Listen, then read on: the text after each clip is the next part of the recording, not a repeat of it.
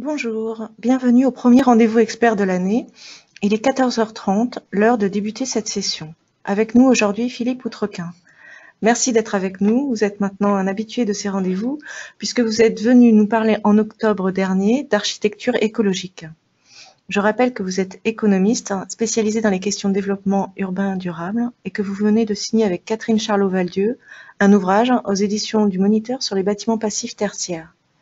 Alors que la construction passive se développe progressivement dans le logement, l'enjeu est désormais le secteur tertiaire.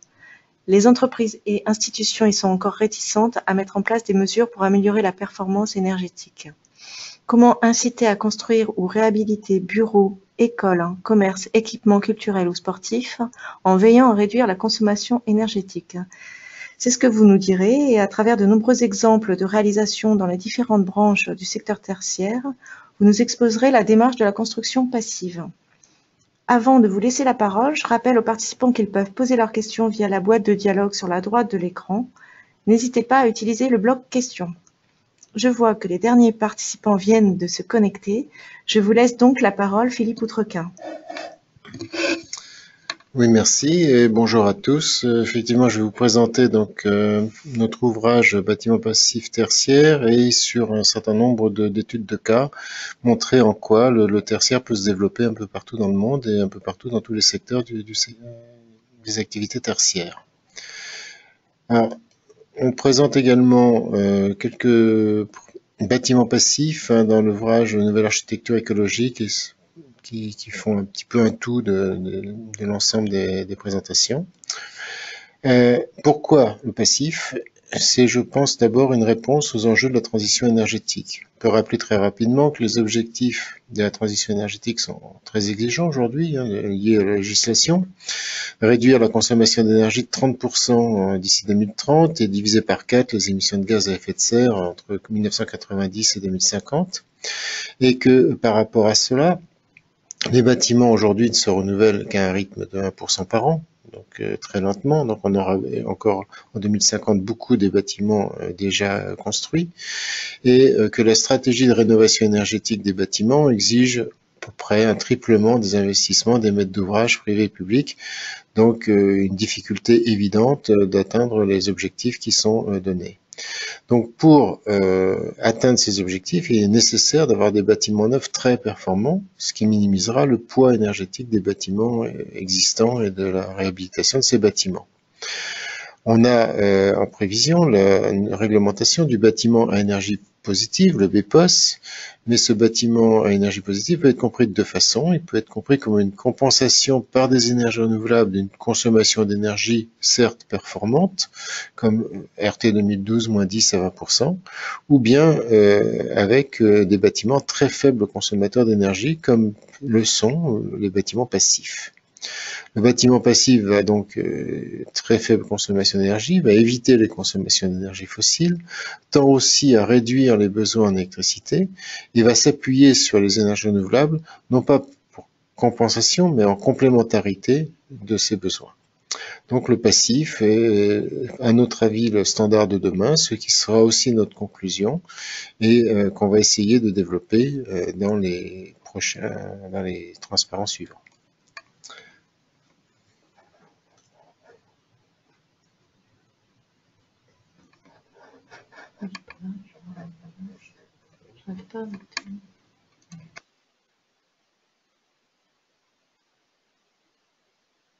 Alors, qu'est-ce que le passif? C'est une démarche. C'est une démarche qui s'appuie finalement sur l'idée que il faut optimiser l'ensemble des apports en chaleur interne, les apports solaires, le bioclimatique, et à côté de cela, réduire également l'ensemble des pertes thermiques du bâtiment. C'est davantage cette valorisation de tous les apports internes et solaires qui est vraiment à la base du passif, ce qui est en conséquence une très forte isolation du bâtiment, une très grande étanchéité à l'air, le contrôle de la ventilation, puisque l'air entrant va être réchauffé par l'air sortant, d'où la promotion de la ventilation double flux, et une approche bioclimatique avec l'orientation la meilleure possible et la valorisation des apports solaires. Ce qui est aussi pour corollaire la prise en compte du confort d'été, protection solaire, ventilation nocturne, logement traversant, et plus largement une réduction globale des besoins en énergie non renouvelable. Ce qui veut dire aussi une attitude de gestion économe de l'énergie. On doit en faire du bâtiment passif, réduire la consommation de chauffage, mais en même temps réduire l'ensemble des consommations d'énergie dans une gestion économe de l'énergie. Le passif, c'est aussi une recherche de simplicité. On voit un petit peu de façon schématique l'évolution du bâtiment depuis un siècle et demi. On passe du poêle au charbon et du chauffage indépendant par pièce à un chauffage central, à partir des années 50 surtout, qui est devenu de plus en plus complexe, et le système énergétique palliant les manques d'isolation thermique des bâtiments. Donc l'énergie part, et il faut donc rectifier par des systèmes de chauffage. Le passif, c'est une simplicité certainement à terme des besoins de chauffage, parce que normalement on peut imaginer que les apports solaires et les apports internes peuvent couvrir l'ensemble des besoins de chauffage, et ça peut éviter donc des contre-performances au niveau technique. Alors l'intérêt du passif, rapidement, ce sont des objectifs évidemment environnementaux, sur la consommation d'énergie à réduire, les émissions de gaz à effet de serre également, puisqu'on consomme très peu d'énergie. C'est certainement d'anticiper les hausses futures des prix de l'énergie et réduire les charges. Certains promoteurs, bailleurs, les bailleurs sociaux notamment, font du passif pour réduire les charges de leurs locataires. C'est aussi le développement d'une compétence, une ingénierie plus pointue nécessaire pour la construction, la conception des bâtiments, et puis la compétence des entreprises qui, dans la fabrication, de la production des équipements, des bâtiments, doivent éviter absolument les ponts thermiques, et donc il y a cette compétence accrue qui est nécessaire. Et puis également un objectif omniprésent de santé et de confort. La ventilation double flux apporte une qualité sanitaire que n'apportent pas les ventilations classiques. L'absence de parois froides donne aussi, grâce au triple vitrage et à la qualité des châssis, un sentiment de confort au niveau des usagers. Et cette amélioration du confort thermique d'été aussi, peut améliorer les conditions de vie et de travail. Alors le passif en France, où en est-on? C'est une démarche qu'on pourrait dire surtout développée par des architectes et des thermiciens motivés et convaincus. On verra dans les études de cas qu'on va présenter que très souvent c'est l'architecte et le thermicien qui ont convaincu le maître d'ouvrage d'aller au passif, parfois même des fois sans le dire au départ.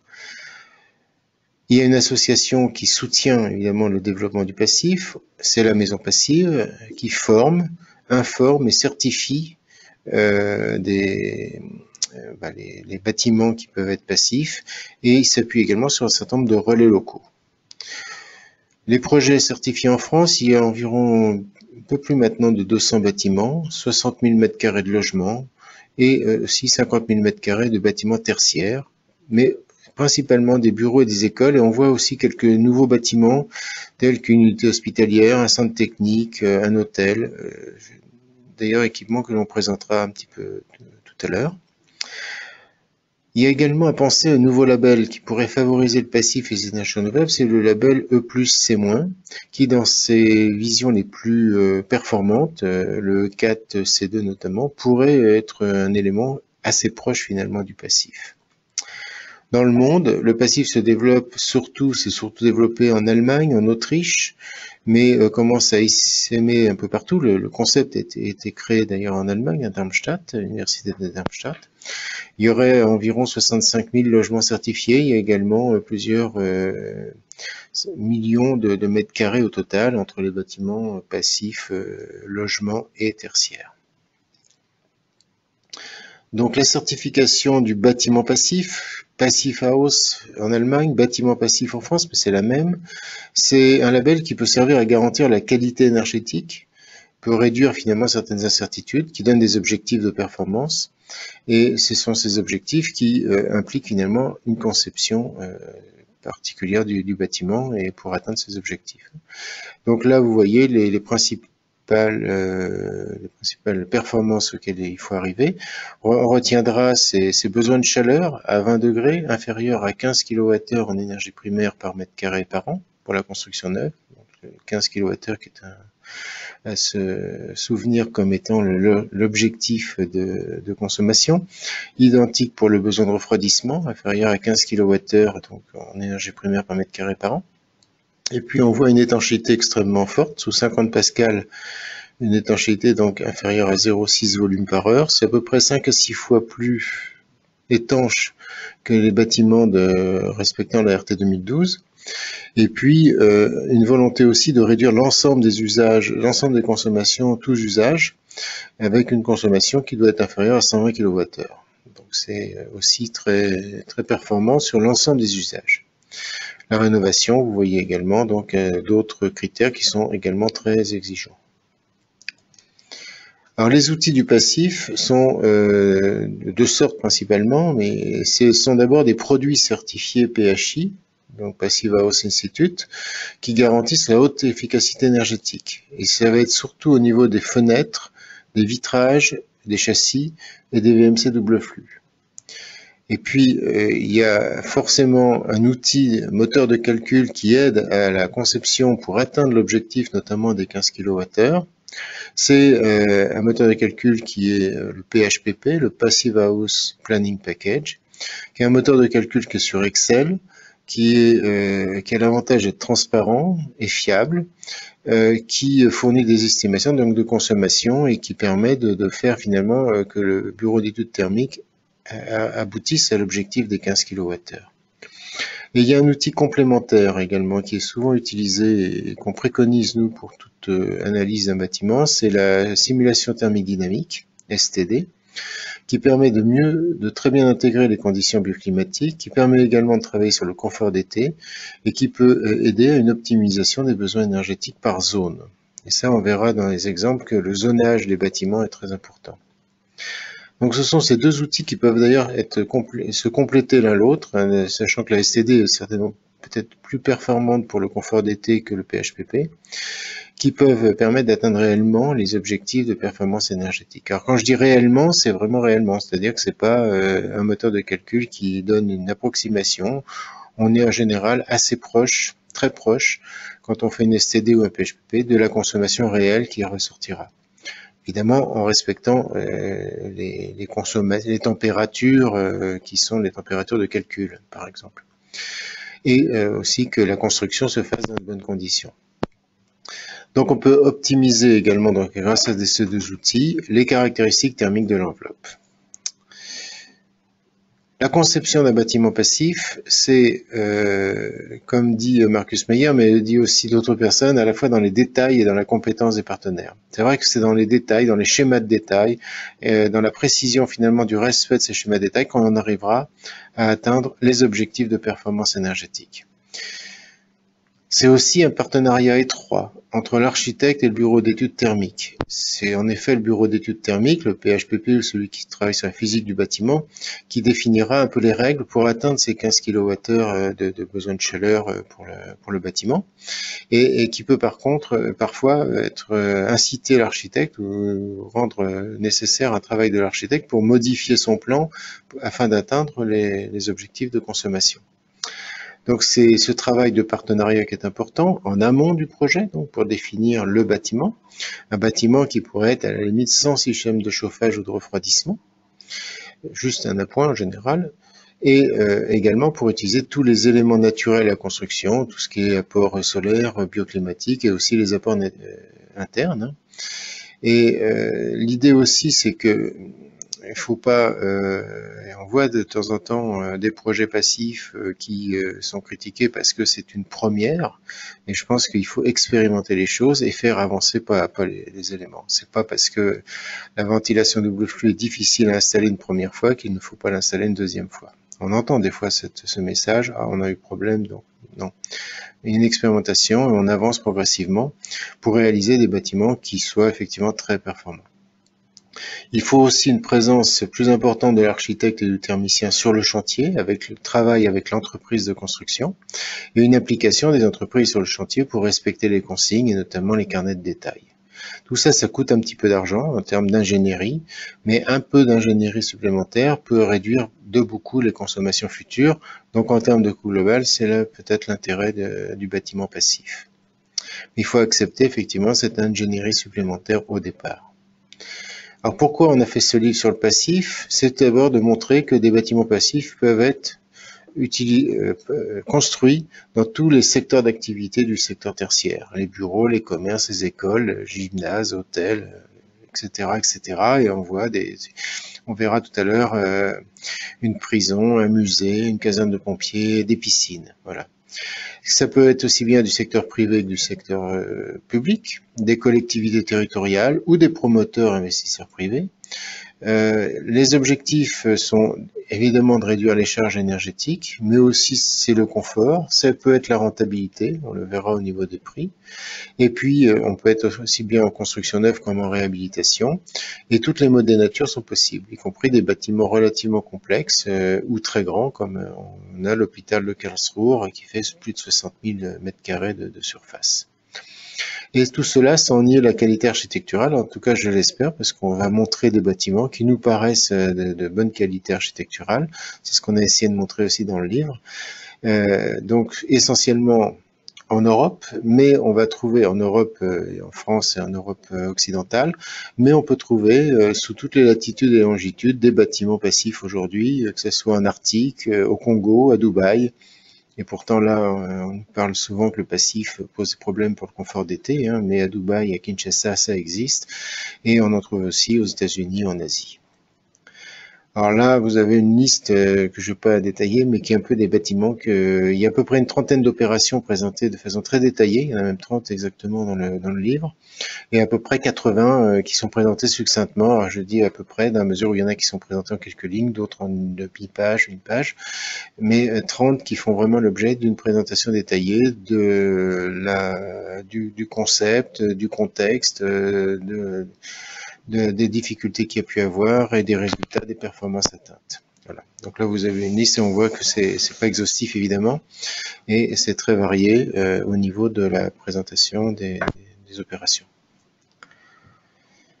Alors, on peut vous présenter un certain nombre de ces opérations. On a commencé par le siège de la métropole rouennaise, métropole Rouen-Normandie, le hangar 108 qui vient de s'ouvrir, qui a été livré en juin 2017, donc tout récemment.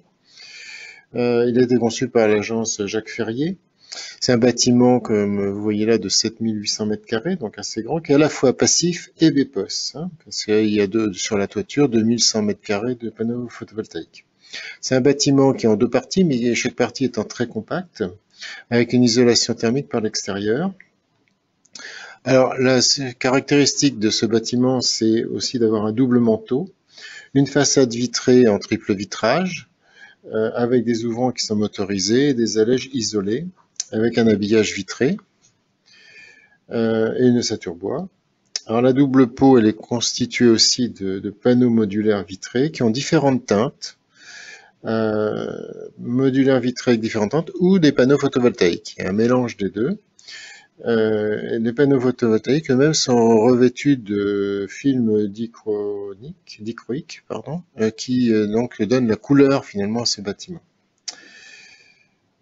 Ces couleurs d'ailleurs qui se modifient avec le soleil et la lumière du jour, ce qui en fait vraiment la caractéristique visuelle très très importante. Et c'est vrai que le double manteau tel qu'on peut les voir ont une forte importance dans de très nombreux projets passifs.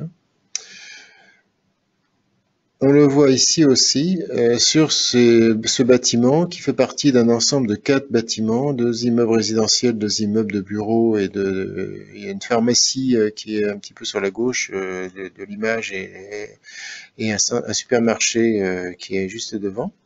Et là, il y a aussi un double manteau qui avait été conçu pour des raisons acoustiques. Mais se pose après la question du traitement thermique le plus efficace qui permettait d'atteindre les performances énergétiques. C'est un bâtiment qui est sinon en structure béton. Donc le manteau en verre qui a été posé sur une armature métallique, on le voit. Le problème de ce double manteau, c'est la réduction de 33% des apports solaires, et notamment lié à cause des armatures, et la création de ponts thermiques assez importants. Donc la question, avec l'ancrage notamment d'un double pot sur la paroi.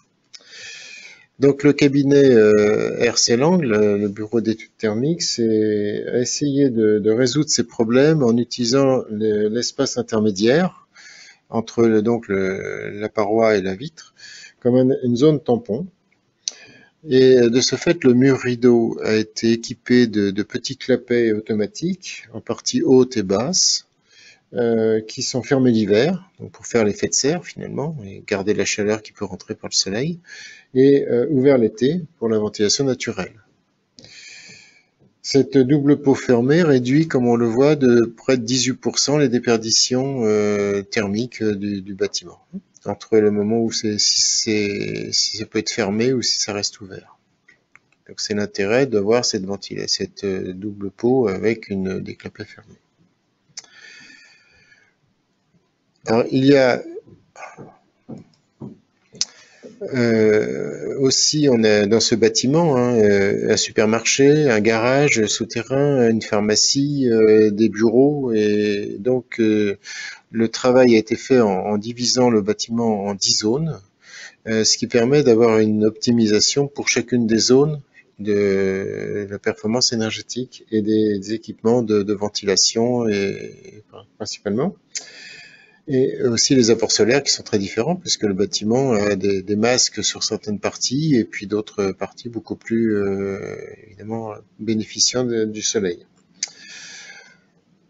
C'est particulièrement important d'avoir cette approche, par exemple pour le garage, en dessous de la zone commerciale qui est en bleu clair, qui est responsable de pratiquement 60% des ponts thermiques alors qu'elle représente que 20% de la surface utile. Le supermarché aussi, qui est totalement différent évidemment des bureaux, puisqu'il y a beaucoup d'apports internes avec la clientèle, et puis les équipements techniques également. Mais il y a peu d'apports solaires du fait qu'il est en rez-de-chaussée avec des effets de masque. Donc on peut avoir effectivement là toute une réflexion de multi-zones qui est extrêmement importante et que le PHPP permet bien de mettre en évidence.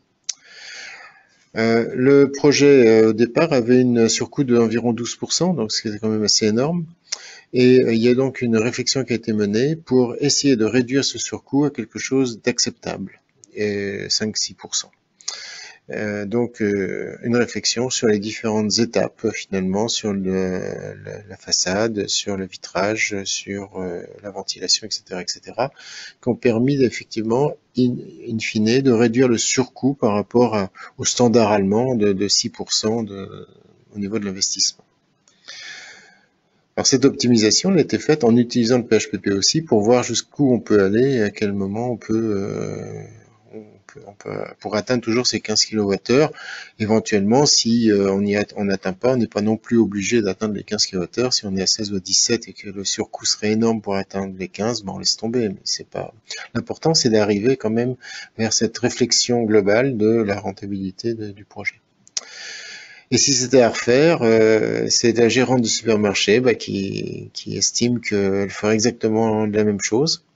Elle a investi elle-même, même en étant que locataire du bâtiment, pensant qu'il y a aussi une cohérence à avoir entre une réflexion sur la consommation d'énergie du bâtiment, sur le passif, et son commerce biologique, et donc de produits bio, et qui a effectivement une démarche cohérente, globale à avoir.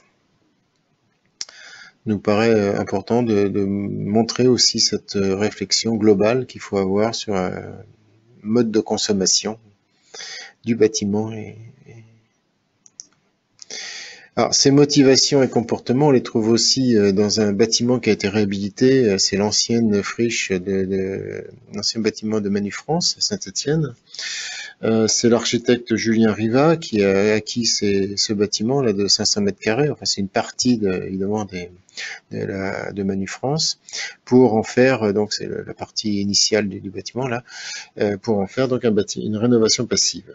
C'est un bâtiment mitoyen, le bâtiment date de 1902, il est classé, et donc on ne peut pas faire d'isolation par l'extérieur, on n'a fait que d'une isolation par l'intérieur. Et l'idée, c'est de faire finalement une boîte dans la boîte.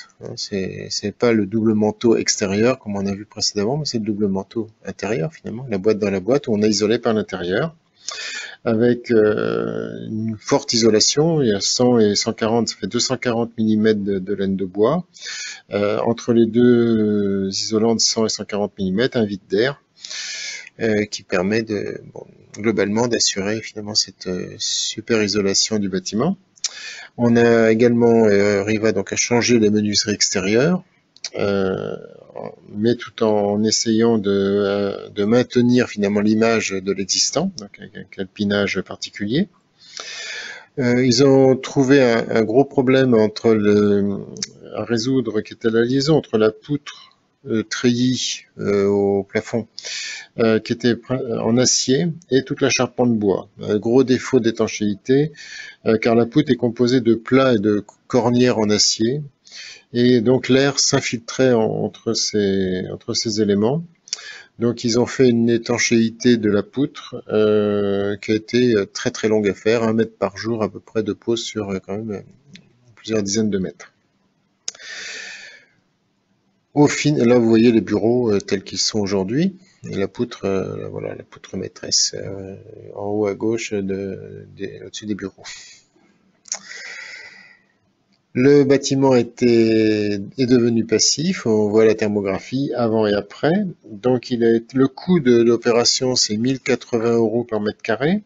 Une consommation réelle qui a été constatée entre 2015 et 2014, enfin les 2 années dont on dispose, qui était de 10 kWh pour le chauffage en 2014 et 16 kWh en 2015. Donc on voit effectivement des consommations extrêmement basses. Tous usages, on est autour de 110-120 kWh au mètre carré. Le chauffage est assuré par une PAC géothermale, une VMC double flux, et le coût global de la consommation d'énergie, y compris l'entretien de la PAC et de la VMC, c'est 7 € au mètre carré par an, donc quelque chose de très bas. L'architecte, son point de vue, c'est effectivement beaucoup de détails et beaucoup plus de savoir, donc compétences et analyse des détails de la part de l'architecte, plus de paramètres à gérer, plus de réunions de chantier, plus de vigilance. C'est important de retenir ces mots qui sont certainement les mots-clés d'un bâtiment passif. Ils sont conçus par des ingénieurs et non des architectes, même si Julien Riva est architecte, c'est lui qui le dit. Donc c'est aussi ce lien permanent entre ingénieur et architecte qu'il faut aussi mettre en avant. Alors, les projets d'architectes, il y en a beaucoup, et ils sont très ambitieux parfois. On va le voir. Là, par exemple, c'est l'opération Genesis d'un immeuble de bureaux de 6000 m² à Braine-l'Alleud, à côté de Bruxelles. C'est 2 bâtiments, en fait, ou un bâtiment avec 2 ailes et une entrée principale. Et cette entrée principale, qui est en arc de cercle, c'est vraiment l'essentiel de l'intention architecturale de A2M. C'est Sébastien Moreno-Vaca et Julie Willems qui ont réalisé ce bâtiment. Bâtiment donc passif, une consommation, vous voyez, enfin, ça respecte les normes du passif. La finition sont aussi de très haute qualité, en verre, bois, panneaux fibrociment. Et l'espace d'accueil est assez large et on voit il est ouvert de part et d'autre. C'est pour ça que c'est vraiment l'intention architecturale qui a été mise en avant dans ce projet. Et des plateaux également de bureaux très flexibles, on les voit ici, en bas à droite du transparent. Autre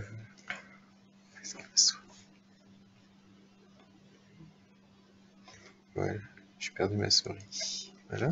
Autre projet ambitieux, un projet qui a été proposé au MIPIM 2017, donc à Cannes, c'est le futur siège social BNP Paribas à Bruxelles.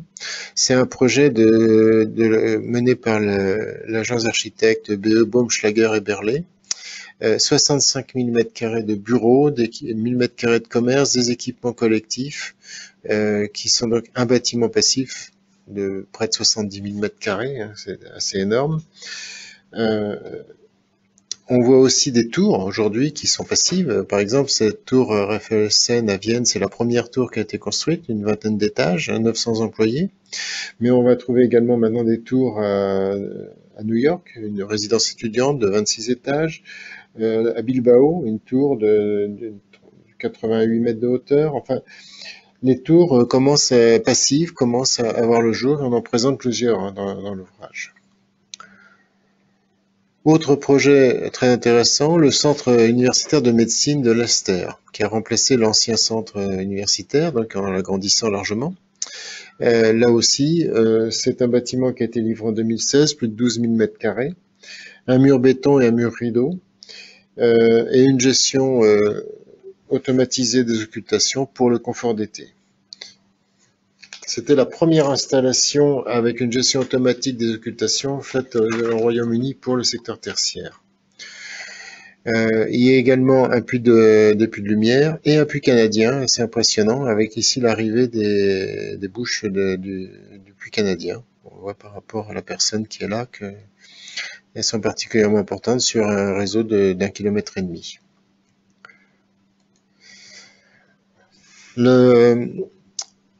Le projet enfin, au niveau universitaire a été accompagné par une démarche de soft landings, c'est-à-dire un accompagnement des exploitants et des usagers qui a paru être nécessaire pour sensibiliser les étudiants, les professeurs et les exploitants sur la construction passive, pour dire on fait du passif, mais il faut que ce passif reste passif en phase d'exploitation.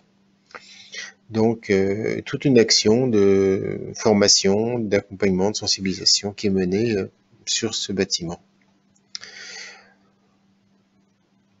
Ça veut dire qu'il faut accompagner, mais aussi on peut penser que ces bâtiments peuvent être suffisamment intelligents pour ne pas être accompagnés et fonctionner quasiment tout seuls.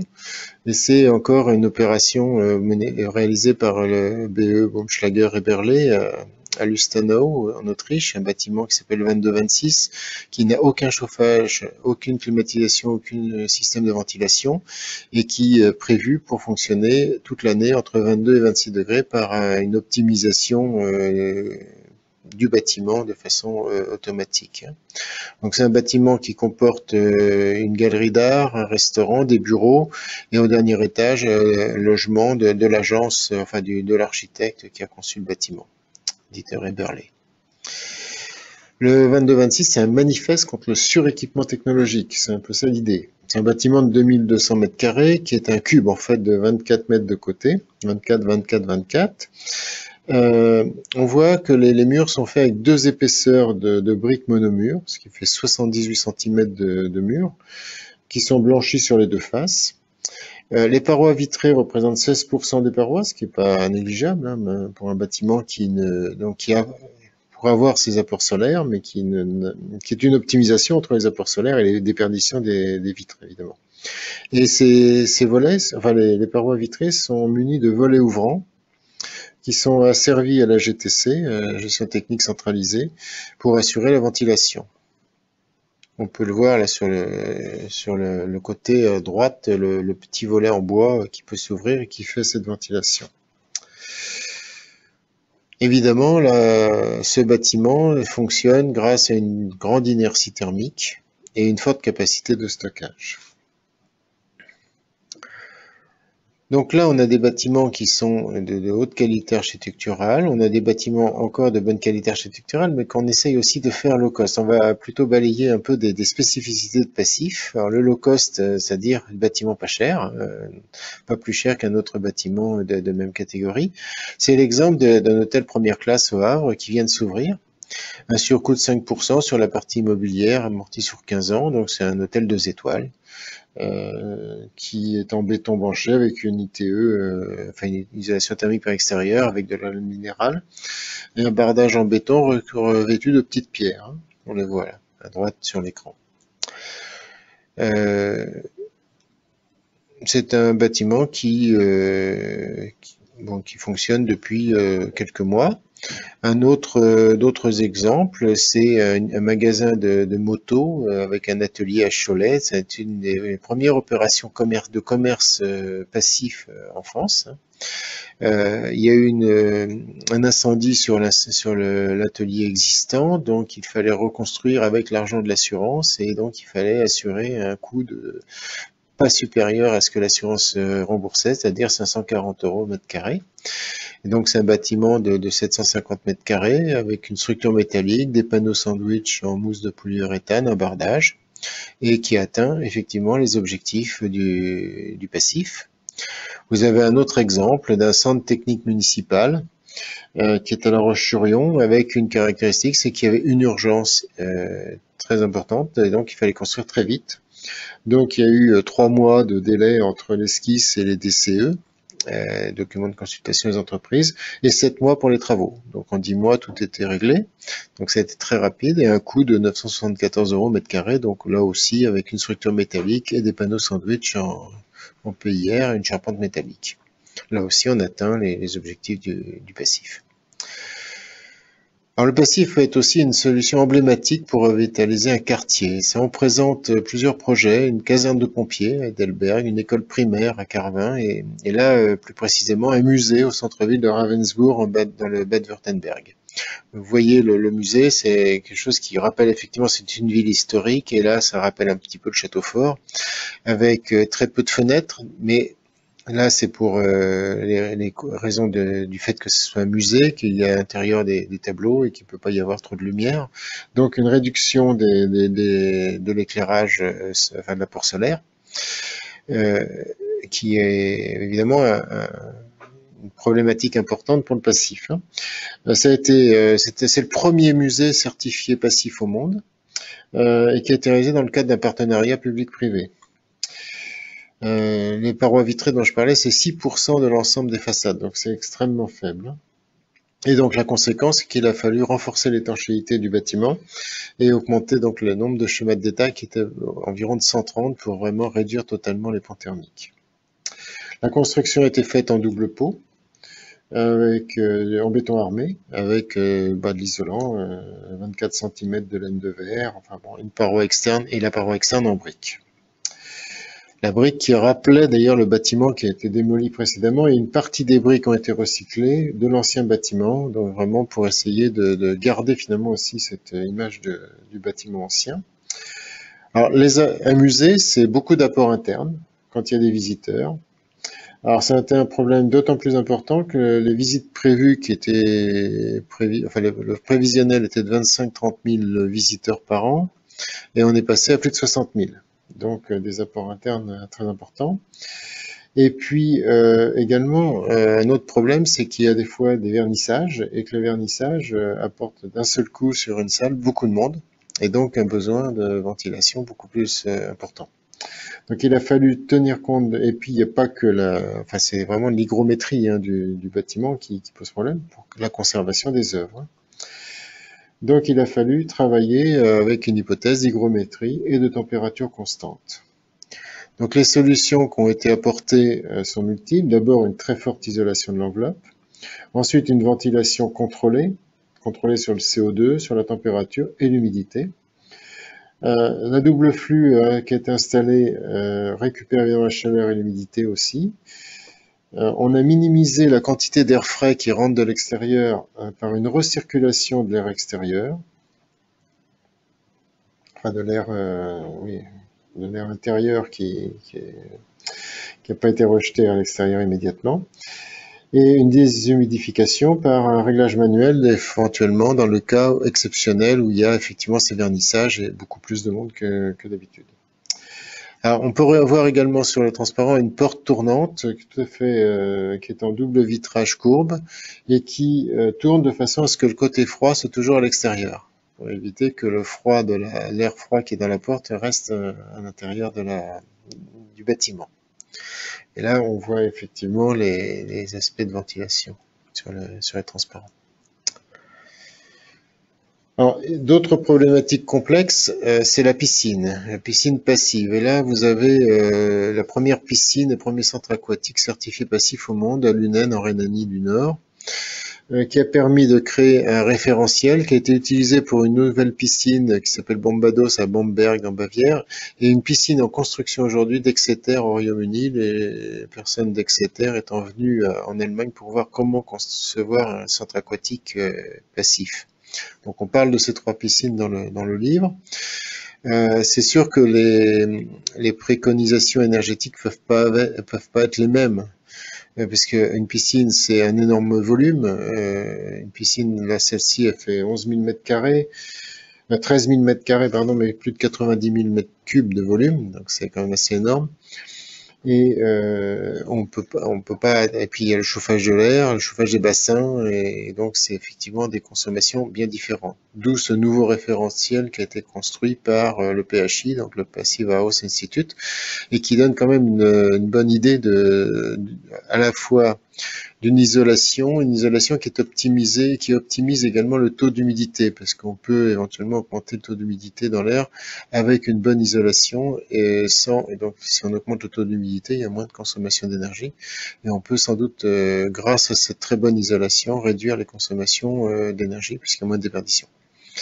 Et donc on voit par rapport à une trentaine de bâtiments aquatiques, enfin de centres aquatiques en Allemagne, les économies que permet cette piscine, environ 76% d'économies sur le chauffage et 50% sur l'électricité. C'est en termes de volume, hein, par mètre cube. Autre complexe important, les hôpitaux, les centres de santé. On a en construction aujourd'hui à Karlsruhe un hôpital de 600 lits, 61 000 mètres carrés, qui aura à peu près 1400 personnes en permanence, avec une température de 22 degrés, donc des consommations extrêmement importantes. Les prévisions font que le PHPP amène le chauffage à 14 kWh mètre carré, ce qui est absolument remarquable, et une consommation d'énergie primaire qui, elle, serait de l'ordre de 260 kWh mètre carré, donc plus que évidemment les 120 qui sont requis, mais avec les matériels médicaux, qui consomment quand même beaucoup d'électricité. Si on enlève les matériels médicaux, le PHPP, on arrive à 133, donc à une consommation d'énergie, principalement électrique, quand même extrêmement performante.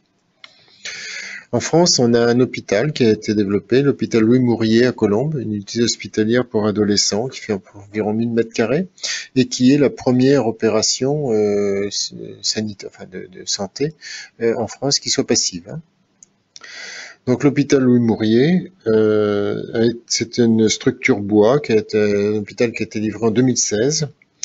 Il y a un travail qui a été très fin, qui a été mené sur la ventilation avec un zonage en 4 zones et une CTA, donc une centrale centre technique thermique, enfin traitement de l'air décentralisé, donc pour chacune des zones.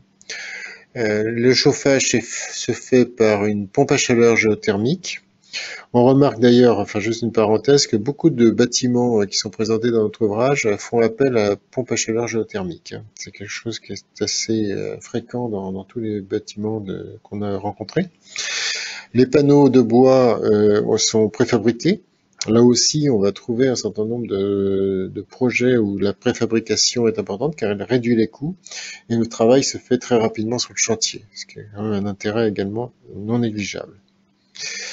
Alors, il y a eu des tests d'étanchéité et dans le CCTP, il était précisé que les 2 tests d'étanchéité nécessaires pour atteindre l'objectif du PHPP, du bâtiment passif, était évidemment la charge à maîtrise d'ouvrage, mais que si d'autres tests étaient nécessaires parce qu'il y avait des problèmes de malfaçon ou de contrefaçon, enfin de malfaçon, oui, eh ben, la charge serait imputée à la maîtrise d'œuvre et surtout aux entreprises de construction qui devraient donc prendre en charge le test d'étanchéité jusqu'à atteindre l'objectif d'une étanchéité inférieure à 0,60 volume par heure. Cette pratique est peut-être intéressante dans la mesure où on peut travailler avec l'entreprise de construction et la confirmer dans la nécessité de travailler de façon très précise pour éviter les ponts thermiques et améliorer l'étanchéité. Ça veut dire aussi, sans doute, de la formation en amont avec l'entreprise, une concertation aussi sur les schémas de détail pour que ceci soit bien compris et réalisé. Autre projet très complexe, c'est les salles de concert. on peut imaginer la difficulté d'avoir une ventilation double flux silencieuse dans toutes les salles de concert. Alors là, on a une opération qui est en train de se terminer. Elle sera livrée qu'à la fin de cette année, en fait. 14 000 mètres carrés de surface utile, donc c'est comme une grosse maison de la musique avec 2 salles de concert, des salles de cours, de répétition, des bureaux, une bibliothèque. Donc tout cela, dans la salle de concert, il y en a une de 600 places, une autre de 250, donc une grande salle aussi. Beaucoup de vitres, beaucoup de vitrages qui seront protégés par des lamelles en céramique orientable sur la façade sud et fixes sur la façade nord, donc c'est pour optimiser les apports solaires, mais aussi se protéger l'été de la chaleur. Les grosses difficultés ont été évidemment l'acoustique et la thermique. Autre point, le passif sur une prison, un centre pénitentiaire à Kornebourg, en Basse-Autriche. Donc là aussi, c'est une première mondiale. Alors une prison, ça a beaucoup de caractéristiques. Un faible apport solaire, du fait que les vitrages sont petits, ils sont sécurisés, donc les vitres également sont particulières. Et beaucoup d'apport interne, parce que les gens sont là 24 heures sur 24. Il y a également un zonage important. Dans cette prison, il y a 260 cellules. Il y a une cuisine, un atelier de bois, un atelier de métal. Donc, il y a effectivement un zonage à prendre en compte. Et donc, une optimisation des débits de ventilation en fonction de chaque type de zone. Voilà. Bon, on ne va pas rentrer dans le détail, mais enfin, je veux dire, c'est une problématique aussi nouvelle qui s'est avec ce type de bâtiment. Le passif se trouve aussi dans la vie quotidienne, les commerces, la restauration. Donc on présente notamment la chaîne M-Price, qui est une chaîne autrichienne qui se situe dans le Tyrol. Et pour c'est l'image qui est en bas de l'écran là. Tous les nouveaux bâtiments sont passifs. Ils ont considéré que c'est effectivement aujourd'hui le standard pour leur construction. On peut voir aussi des supermarchés comme en haut à gauche ou des restaurants, de la restauration. On a également une pharmacie qui est passive et de la cuisine dans un supermarché aussi, une petite restauration rapide. Donc tout ça c'est rapide mais bio. Dans les commerces, on a également ces possibilités de faire du passif. On n'en a pas encore beaucoup en France, mais ça va venir. Par contre, on a davantage d'écoles. Alors, on a présenté dans le livre plusieurs écoles. Il y a Carvin, en Saône, il y a un lycée aussi assez important à Buchloe, en Bavière. Et puis, il y a également la crèche de Nogent-sur-Marne, qui est une crèche qui a été construite et mise en service il y a à peu près un an et demi. 2014, ça fait déjà 3 ans. 3 ans, en fait. 4 ans, me dit-on, voilà. Donc elle fonctionne et on a même les résultats, les consommations réelles des 2-3 dernières années. Donc cette crèche est caractérisée par beaucoup de contraintes en fait, qui auraient pu faire qu'elle ne soit pas passive, mais elle l'est quand même. Un PLU qui demande un retrait par rapport à un terrain d'abord très petit, une parcelle de 800 mètres carrés, alors que c'est vraiment très très faible pour accueillir 60 enfants. Avec les salles et les jardins aussi qu'il doit y avoir à l'extérieur. Ensuite, un PLU qui demande un retrait par rapport à la rue, un PPRI qui demande également une surélévation du bâtiment et une pente importante du terrain, avec au-dessus de ce terrain le pavillon Baltard qui est un bâtiment classé, pavillon Baltard qui est l'ancien pavillon des Halles de Paris, qui a été replacé à Nogent-sur-Marne, enfin l'un d'entre eux. Et donc, il a fallu aussi ne pas cacher la vue de ce pavillon depuis la rue. Et donc, l'architecte a choisi de suivre la pente du terrain pour faire une toiture qui finalement accompagne cette pente. Donc, il y a 3 toitures qui descendent graduellement, comme on peut voir sur le schéma, et qui constituent réellement l'élément architectural du projet. Les hauteurs sous plafond étaient relativement limitées à cause du PPRI d'un côté pour le plancher bas et puis le pavillon Baltard au-dessus pour le plancher haut. Donc des problèmes importants pour placer les gaines de ventilation dans les plafonds. Alors c'est un bâtiment ossature bois qui a une forme donc relativement complexe du fait de toutes ces contraintes, avec un développé des murs qui est de 15% supérieur à un bâtiment classique, donc pousse finalement à perdre la compacité qu'on souhaite souvent avoir, et une soixantaine de ponts thermiques étaient à traiter. Les vitrages sud et ouest, on les voit peut-être davantage là, sont des vitrages avec des volets qui se relèvent en casquette, on peut le voir sur l'image, pour faire office de brise-soleil. Alors, le résultat, c'est effectivement un bâtiment qui est performant. La performance réelle sur 2 années, 2015-2016, c'est un besoin de chauffage de 17 kWh au mètre carré, vraiment très performant, et un total de consommation tous usages de 147 kWh au mètre carré. Et si on enlève les 48 kWh des panneaux photovoltaïques qui sont en toiture, on a une consommation réelle primaire de 99 kWh, donc on est dans les purs du passif totalement.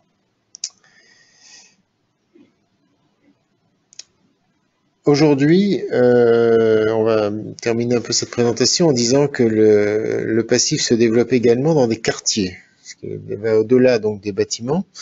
Vous avez par exemple le quartier Bannstatt à Heidelberg, qu'on a présenté assez longuement dans Nouvelle Architecture écologique. On reparle un petit peu dans le livre là. Vous avez des nouveaux quartiers, par exemple le quartier Paradis Express à Liège, qui a été lauréat du BIPIM à Cannes en 2016. Et en France, on a un projet qui est le projet de la Fleuriaille à Carquefou. C'est un projet en fait que de logement passif, parce qu'il y a aussi des bâtiments et des équipements publics, mais ils ne seront pas passifs. Par contre, tous les logements, les 600 logements seront certifiés passifs qui sont donc sur une opération qui est menée par l'aménageur de la Loire-Atlantique, la CELA. 300 logements, déjà plus de 300 logements ont été livrés, et ils seront également BEPOS ou quasiment, avec une production d'énergie photovoltaïque très importante, plus de 6000 m² pour la première tranche. Troisième critère, troisième principe, c'est le respect de la biodiversité, donc à la fois pour la qualité de la biodiversité qu'on peut apporter, puis également comme quelque part un peu plus de carbone que ça peut apporter. Donc c'est l'évolution un peu des projets aujourd'hui, d'avoir ces quartiers passifs et neutres en carbone, ces deux qualités qui sont jointes pour atteindre les nouveaux quartiers qu'on pourrait développer. Alors ces nouveaux quartiers peuvent se développer notamment si on retrouve cette prescription du passif dans les documents d'urbanisme, les documents de planification. Et Rennes Métropole est peut-être la première métropole en France à avoir inscrit la certification bâtiment passif dans son programme local pour l'habitat. Rennes Métropole a toujours été très en avance sur un certain nombre de thèmes, et là donc ils ont franchi le cap de dire le PLH doit favoriser le développement et prescrire le passif dans les nouvelles opérations d'aménagement qui vont être contractualisées avec Rennes Métropole. Donc là c'est particulièrement important et ça montre bien à la fois le territoire et la planification stratégique comme étant des éléments de base pour développer le passif. Alors le passif, on va le trouver sur toutes les latitudes, ce que je disais au tout début. Là par exemple, vous avez un bâtiment à gauche, c'est un logement de 400 m², enfin ou un bureau, mais enfin ça pourrait être aussi un logement sans climatisation à Dubaï. Donc c'est assez remarquable d'éviter la climatisation dans un territoire comme Dubaï. Puis vous avez par exemple des bureaux également en Chine, et puis on peut les trouver aussi aux États-Unis ou en Nouvelle-Zélande, enfin un peu partout dans le monde, sous toutes les latitudes et les climats. Et ma conclusion, elle sera simple, je reprendrai bien la phrase de Jean Cocteau, qu'il faut faire aujourd'hui ce que tout le monde fera demain, parce qu'on peut penser comme d'autres auteurs d'ailleurs, et notamment l'Office parlementaire des choix scientifiques et techniques, donc l'office qui est lié au Parlement, que le passif sera sans doute le standard de demain. Voilà, donc c'est un peu notre idée, c'est que le passif peut se développer partout, dans tous les secteurs, dans tous les types de bâtiments, et que si on veut assurer la transition énergétique, ce que je disais au tout début, le passif est certainement la meilleure des solutions, jointe évidemment avec le développement des productions d'énergie renouvelable, mais c'est vraiment sur la complémentarité passif et ENR qu'on peut assurer cette transition énergétique. Voilà, bah écoutez, je vous remercie. Je veux aussi remercier tous ceux qui nous ont aidés à faire ce livre, que ce soit aux moniteurs ou les architectes qu'on a pu rencontrer. Voilà.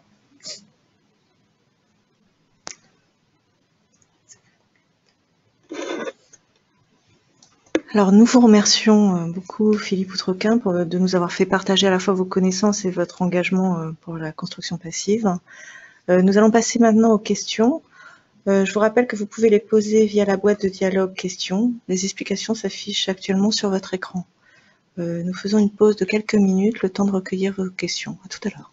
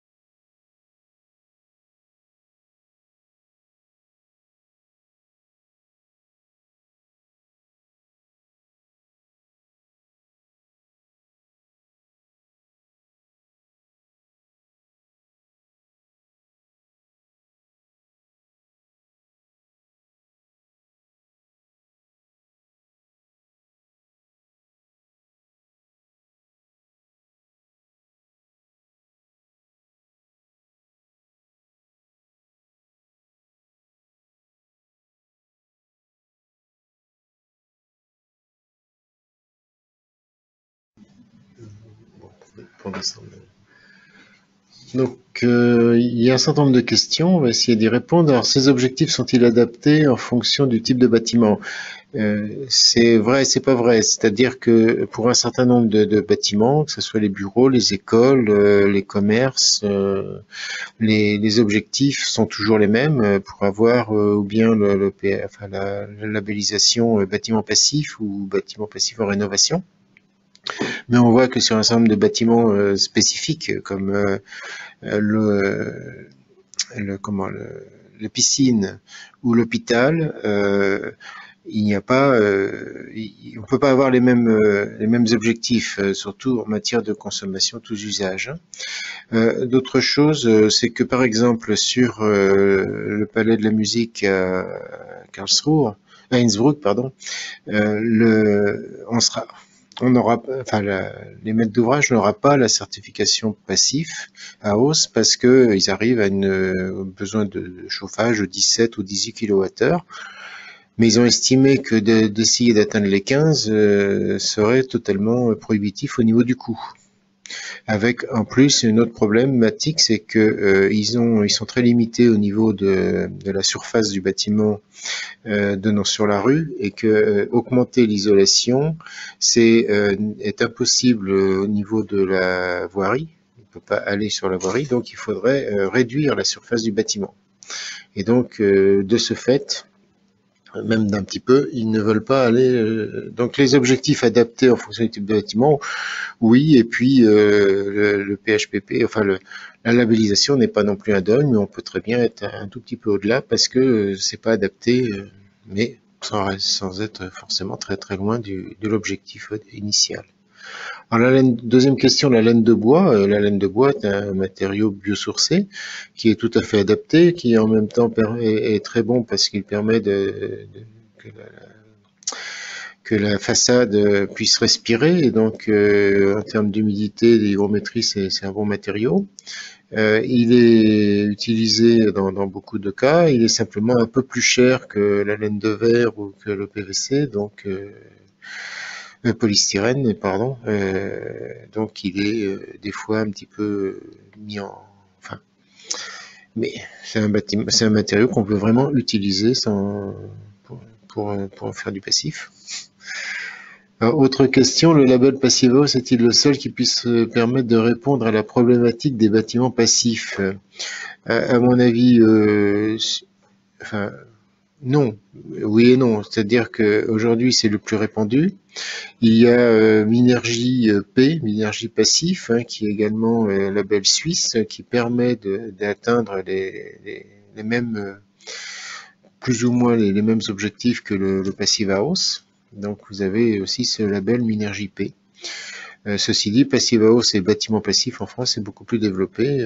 On a 7 ou 8 bâtiments, je crois, on a peu de bâtiments Minergie passifs en France. Et le bâtiment passif, Passive House et la maison passive est quand même largement plus développé. Alors le calcul de PHPP est-il le seul qui soit valable pour déterminer qu'un bâtiment est passif? Oui, le PHPP est quand même un moteur de calcul extrêmement performant et s'il est bien utilisé, je pense que c'est quand même le moteur de calcul auquel il faut recourir. Même si vous n'utilisez pas, même si l'objectif d'ailleurs n'est pas de faire un bâtiment passif, je crois que le moteur de calcul PHP est assez puissant pour arriver à travailler et à évaluer de façon concrète et performante le niveau de consommation du bâtiment.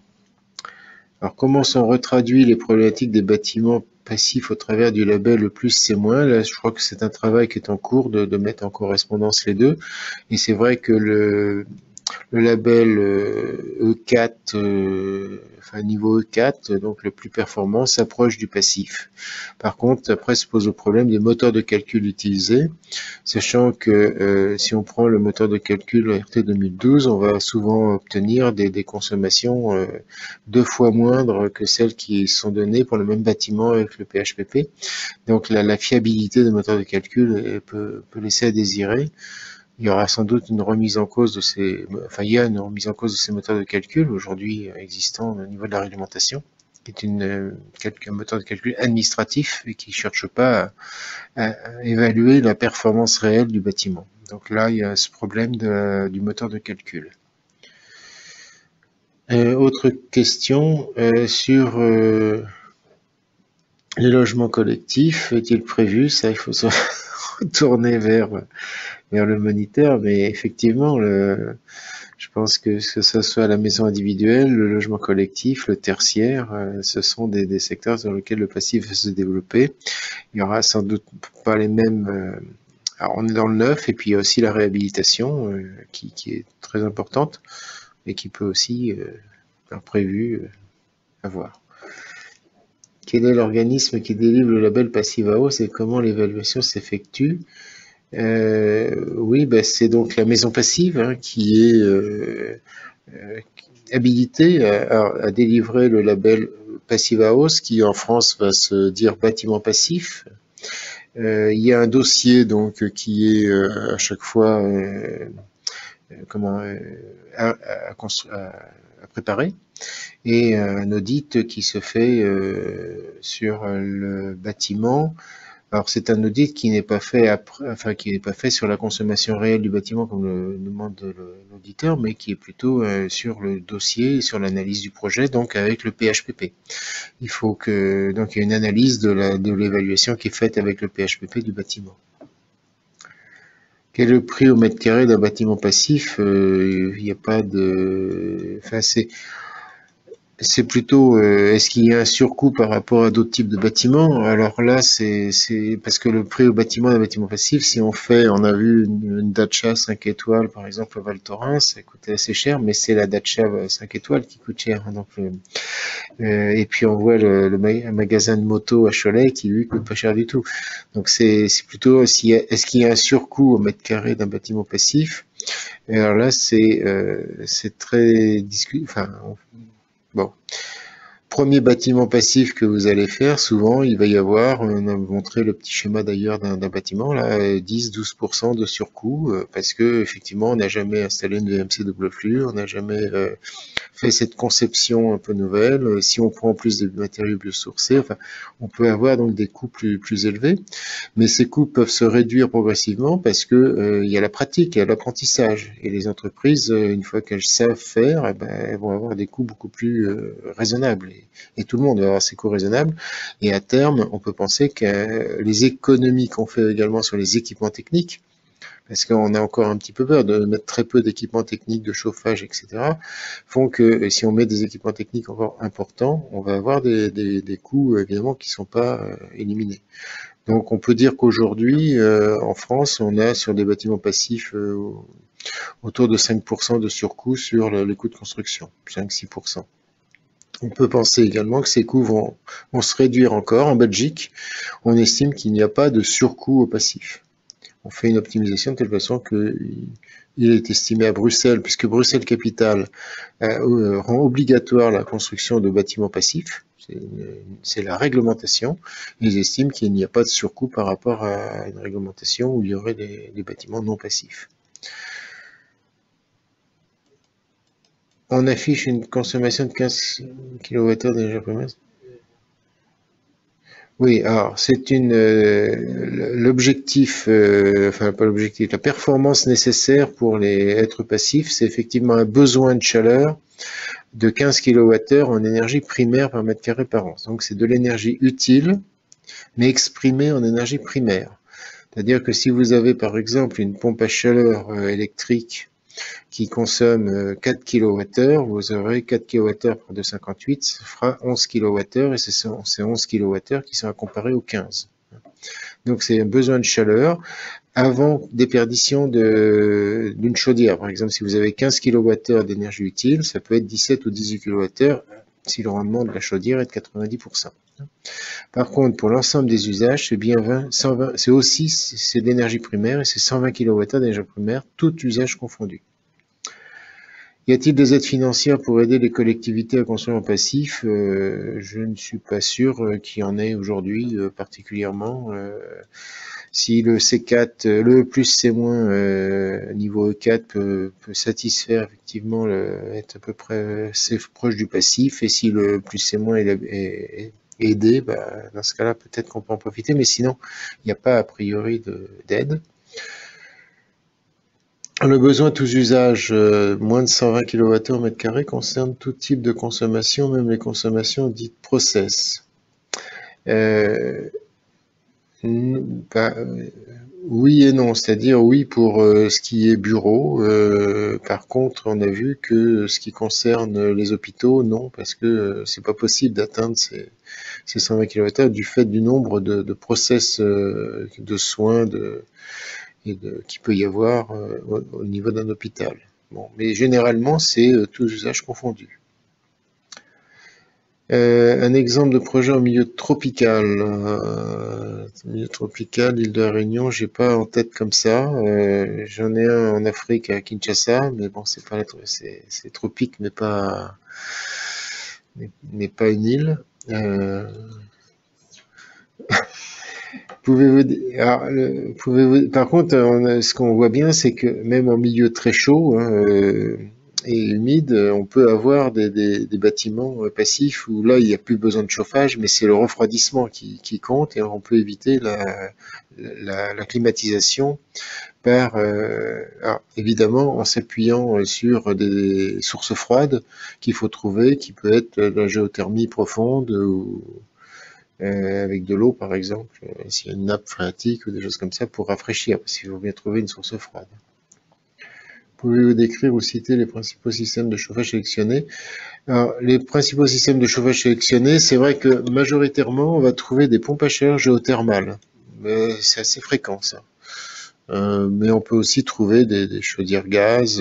Bon, enfin, je veux dire, le principal système de chauffage, c'est quand même la ventilation double flux. C'est celle-là qui amène l'essentiel de la chaleur dont on a besoin. Après, il peut y avoir des batteries chaudes qui peuvent être alimentées de différentes façons.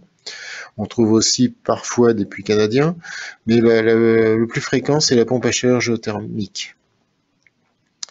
La climatisation a sa place. Bah non, on essaye de faire en sorte qu'il n'y ait pas de climatisation, et justement, c'est sans clim. La laine de bois est considérée comme cancérigène. Là, je n'ai pas de réponse à vous apporter là-dessus.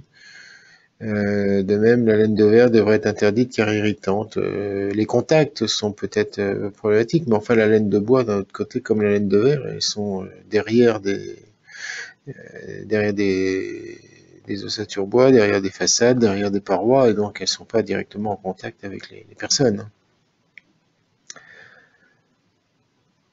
Pourrions-nous également échanger sur le confort d'état, en particulier vis-à-vis de cas très particuliers? Merci. Échanger sur la notion de confort d'été. C'est vrai que dans le référentiel du passif, il y a effectivement cette notion de confort d'été, puisqu'il y a un besoin de rafraîchissement qui doit être inférieur à 15 kWh. Le fait aussi qu'on renforce l'isolation du bâtiment fait aussi qu'il faut renforcer les protections solaires, les casquettes solaires, le bâtiment traversant, et qui a donc et puis on peut, avec les pompes à chaleur géothermales, jouer à la fois sur le chaud et sur le froid, puisqu'on peut essayer s'il y a de l'eau qu'on récupérer effectivement des frigories de l'eau qu'il peut y avoir dans les nappes phréatiques ou la saumure aussi. Peut-on utiliser des isolants tels que la paille ou le liège pour le passif? Oui, pourquoi pas, hein, il n'y a pas de souci.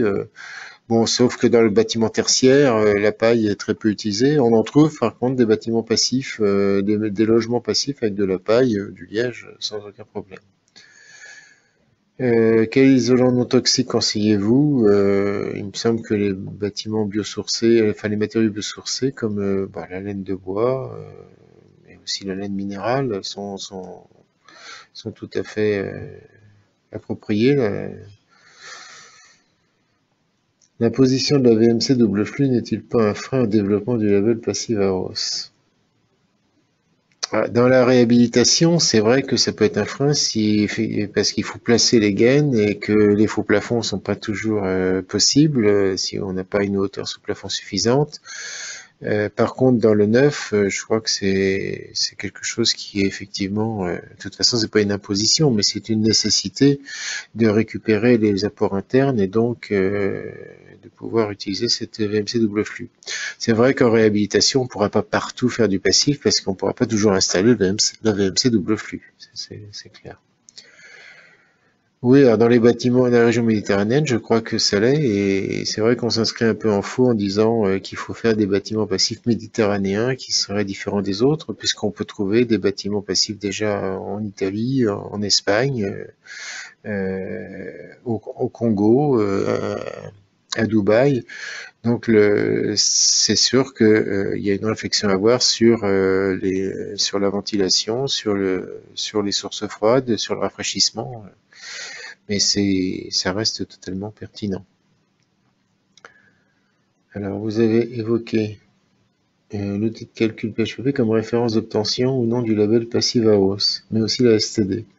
Non, la STD ne remplace pas le PHPP. Le PHPP est nécessaire pour avoir le label Passive House. Par contre, la STD peut compléter l'analyse et l'approche dans la mesure où on va travailler en zonage et que le confort d'été est certainement mieux apprécié par la STD que par le PHPP. C'est pour ça. Donc on dit que c'est complémentaire.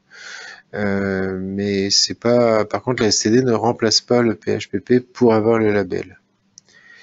La qualité de l'air n'est-elle difficile à garantir et quelle est l'étanchéité? Tout le problème, et c'est le problème de la gestion de la ventilation, et si la ventilation est bien faite, on arrive à avoir une bonne qualité de l'air. Non, elle n'est pas difficile à obtenir, mais par contre, il faut un bon travail sur les débits de ventilation et à ce moment-là, la qualité de l'air est bien assurée avec la VMC double flux, mieux qu'elle n'est avec une VMC gros B qu'on met le plus fréquemment, grâce au filtre notamment. C'était la dernière question. Merci beaucoup d'avoir répondu à toutes les questions. On voit que le sujet a passionné les internautes. Je vous annonce déjà le prochain rendez-vous expert qui aura lieu le 7 février. Frédéric Stéphan analysera pour nous le nouveau CCAG des marchés privés détaillé dans la norme NFP 03001. Donc c'est le 7 février, c'est la semaine prochaine. Donc à bientôt.